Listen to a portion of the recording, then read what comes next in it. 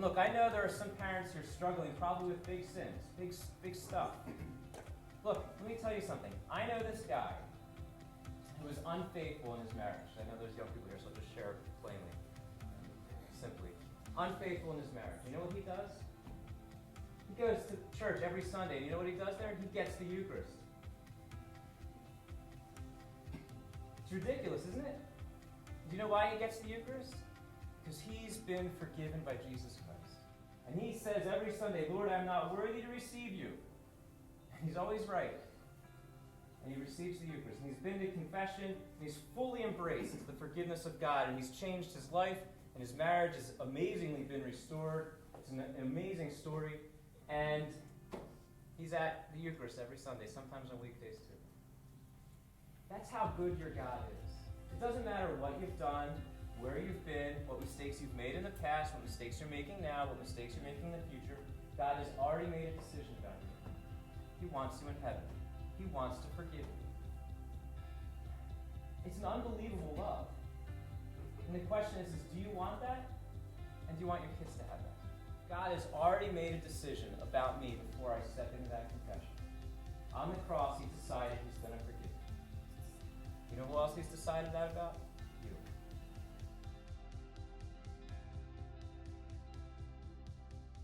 I just was in Washington, D.C. I'm still advertising for a magazine, and I might cover the East Coast, and I was in Washington, D.C. 2 weeks ago, and I had like 2 hours to kill in between appointments, and I thought, I haven't been to confession in a while, I'm going to go. And I started thinking about it, and I'm like, ugh, I got some stuff in there I don't know if I want to talk about. Maybe I'll just go to lunch instead, But I went to confession, and so my point is, like, I've been trying to go to confession on a regular basis for like the last 18 years. I was still nervous. I was nervous 2 weeks ago when I went. I hate going to the doctor, I think whenever I get sick, I feel like I can get through this, I'll take some medication, I'll take something over the counter and I'll feel better. And like inevitably, 2 weeks later, I still feel like crap. And I'm like, oh my gosh, what am I doing? And my wife would be like, go to the doctor, would you please? And I go to the doctor and I get something, I'm healed, within like a week. There's 2 sacraments of healing in our lives. There's anointing of the sick and there's reconciliation. And so reconciliation is just like going to the doctor. You might be a little nervous at first, but it's there to heal you. And the nice part about going to reconciliation as opposed to the doctor is that it's always a good diagnosis. You're going to come out on top every time you go to reconciliation. And it doesn't cost anything, free of charge. That's a plus too. There's something else that helps me. This is going to sound probably silly, but there's a movie called We Bought a Zoo. Has anybody ever seen We Bought a Zoo? Yeah, it's a great movie, right? It's a good family movie. It's a true story, and it's about Matt Damon, and he bought like I said, a true story. Matt Damon didn't buy a zoo, but the character Matt Damon bought a zoo in California and fixed it up, and it's really more about the relationship with his family than it is about the zoo. But in the movie, he's got a young son who's trying to ask a girl out, and the guy can't get up the courage to do it. And he said, let me tell you the story about meeting his wife. And he tells this story about how he's walking down the street, and he sees this beautiful girl, and he's like, I gotta introduce myself to her. If I don't introduce myself to her, I'm gonna regret it the rest of his life. And he said to himself, what I need to get through this is 20 seconds of courage. That's all I need. I just need 20 seconds of courage. If I can get beyond myself, if I can get through the humiliation, the embarrassment, and I got 20 seconds of courage, it could change my life. And in the movie, gets to 20 seconds, he goes over and talks to her, they get married. That's what I think about sometimes when I go to confession. I just got to get 20 seconds to go inside and lay these sins at the feet of Jesus. And if I do that, we could change your life. Kind of changed my life. So, I'm from Ohio originally. You can probably tell. I kind of feel like I look like a Midwestern guy. I'm from Nebraska, actually, and then Ohio, and went to school in Indiana, so it's really all Midwestern for me. But my wife is from, Mrs. Kern is from Red Bank, New Jersey. She's from Jersey. So the point is, neither one of us are from Newtown. We don't have any connection to this community, and we both moved here because of work. I worked up in North Jersey, and somebody said it's a good place to live. And so when we moved here, right when we were first married, when we were 26, 27, 28 years old, Newtown's a nice place. There's a lot of people that have a lot of money in Newtown, and frankly, we didn't have a lot of money. But my wife says I have this disease, and it's called FOMO. Do you guys know FOMO? Fear of missing out. You don't want to miss out on everything. I always want to be at the cool kids table, like you want to be part of the crowd. So when we were kind of coming up, and just when we had our first child, I was like, I don't want to miss out. I want to be a part of this group. So if my neighbor got a really nice new car, like we had to go buy a really nice new car. And if I was at a party and I heard about some exotic vacation, I'm like, man, we need to go on that exotic vacation. And so we did all that kind of stuff. And frankly, we couldn't afford it. We did not have the means to afford any of that stuff. My wife at the time was not working. She was staying at home with our daughter, who was an infant, and I was working out of the house. And so we got ourselves I got ourselves into a really, really bad financial situation. We were in like deep trouble.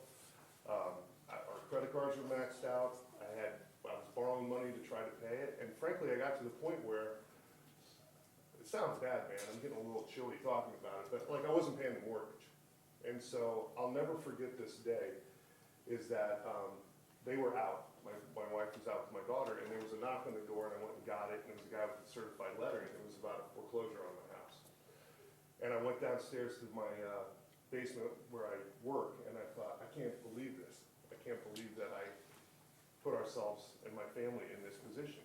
We were just, and it was all because, I thought I needed something that I really didn't need.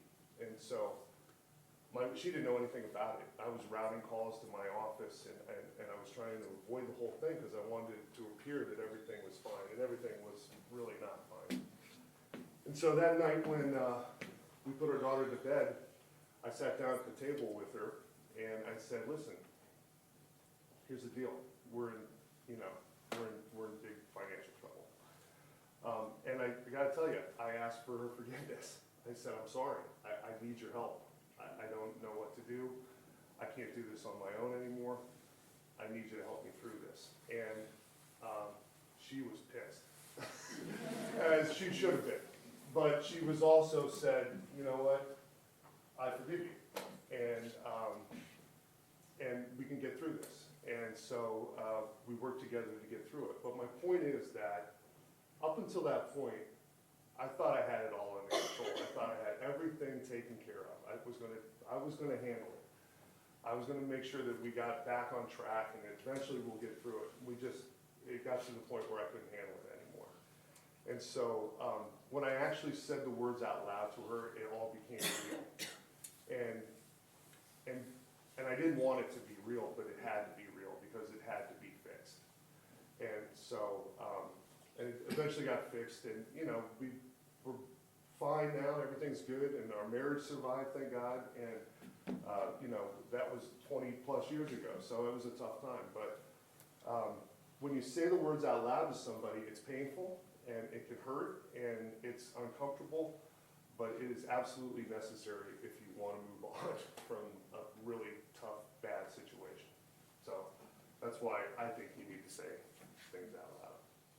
I'm going to be really short on this one. This is the way I look at this one. Jesus definitely loves you. We obviously all have kids here, and we love our kids, right? Like, I love my kids. I would do anything for my kids. I would run in front of a bus for my kids. I love them, but I don't always like my kids. There are many times where my kids disappoint me. If you've got whatever. I got a girl in college, so sometimes you read text messages, you're like, what's going on there? But all our kids disappoint us once in a while. When my kids come to me and they say, Dad, I'm sorry, I apologize. I didn't mean to do that. I didn't mean to disappoint you. They ask for my forgiveness. I feel great joy. They didn't need to do it. I'd still love them. I'd still love them anyhow. I'm going to love them regardless of whatever happens with them.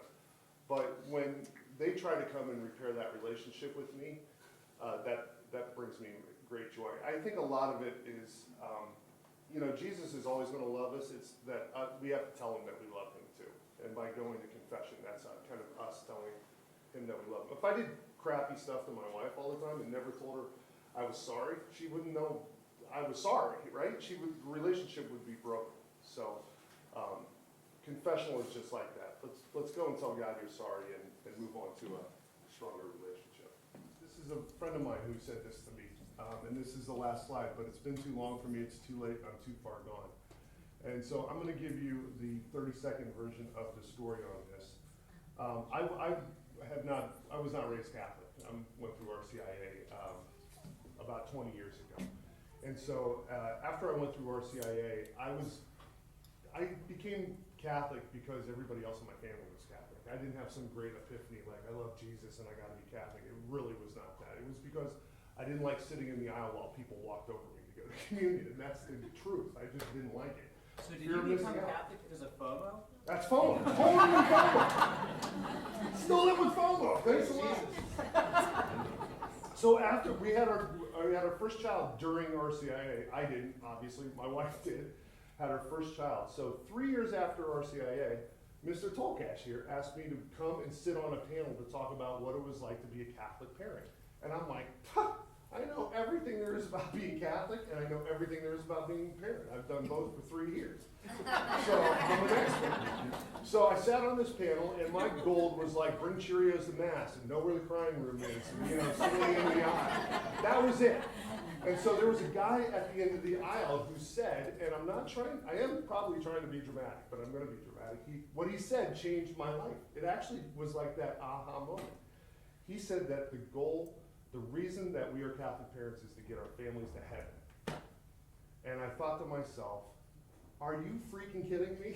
Like, I can't change a diaper. I'm gonna get my family to heaven? Like, I gotta clothe this kid, I gotta feed this kid, I gotta pay for everything it does. Believe me, at 21, everything it does.